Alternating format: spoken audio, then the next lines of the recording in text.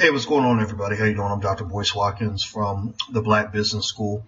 I wanted to address a question that somebody asked me recently, and I thought it would be an interesting question to respond to. And I figured a voice-to-voice kind of response would be better than me just typing what I think. Somebody asked me the other day, they said, would you rather be working with Damon Dash or would you rather work with Jay-Z? Because as you know, the other day, Damon, he made some remarks about his transition out of Rockefeller and how he, took his career to a different place and the divide that they had, years ago when their company didn't, go in the direction they expected.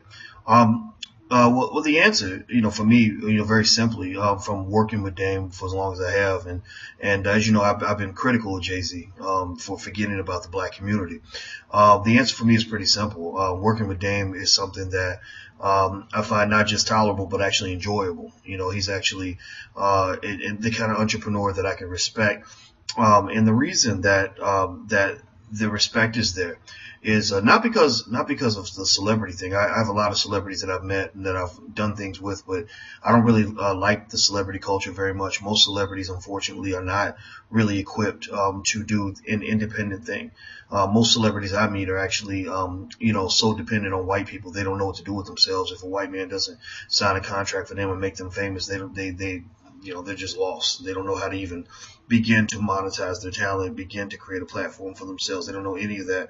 And Damon was a little bit different because when we talk about, being black fathers, when we talk about being black men, the money's kind of at the bottom of the priority list when it comes to why we do business independently, why we put up our own money. And another thing that I observed with Damon that's really interesting is that Damon has no problem putting his own money up.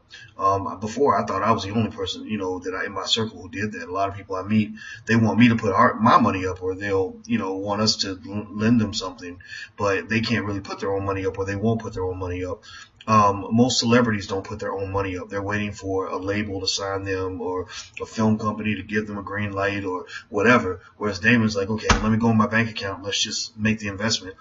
And what's interesting is that this causes, when you invest your own money and you build your own empire, you get the benefit of independence, but you also get the challenge of overcoming, a vast amount of economic struggle. And in fact, most independent entrepreneurs know this. Most independent entrepreneurs understand the struggle that comes with building something that's yours, something that you can pass to your kids without asking for permission. And people who can only think in terms of paychecks don't get that. So they'll look at an entrepreneur who's put his last dollar into a business and they'll say, oh, he's broke. Ha, ha, ha, ha, ha. And that's what happens to anybody who's ever created anything great. Somebody always laughed at them, but they always got it later on when whatever seed you were planting grew into something special. Every great corporation that you know of that's something special today started off with somebody struggling, putting their last dollar into it and being ridiculed because they seem to go broke. And so ultimately it's interesting because, I hear a lot of, I see a lot of media outlets that'll say, oh, Damon Dash ain't got no more money. But then when I work with him, I see that he put $1 million into the movie that he and I are doing with Kanye West called Too Honorable. I see him put hundreds of thousands of dollars into his digital network. I've seen him put hundreds of thousands of dollars into developing his liquor brands and other things that he does. I'm not involved with every type of business he does, but one thing I've observed is just, this man's ready to invest. He thinks like an investor, and I respect that. Because the thing about thinking like an investor is it's a lot like going to war. Just because you're a good soldier doesn't mean you can't get killed, right? So a lot of people that think like investors that put out their own dough, sometimes they don't succeed. Sometimes it blows up in your face, but that doesn't mean that you made a mistake. You see, obtaining independence is not to me as honorable as simply seeking independence. If you go back to slavery, many people sought independence but never obtained it. Does that mean that they're failures? Does that mean that they should have just sat back as slaves? No. So ultimately, I respect Damon because he's committed to being a free black man, and I respect any of you all who are committed to being free. That's it. So no disrespect to Jay-Z, but without white people, Jay-Z wouldn't have much of anything. He's got to get white people that'll pay him to go call himself a nigga in front of a crowd full of white folks. I mean, good for him. God bless him. But I'd rather work with Dame. I like working with independent black people. So that's it. I'm about to get out of here, guys.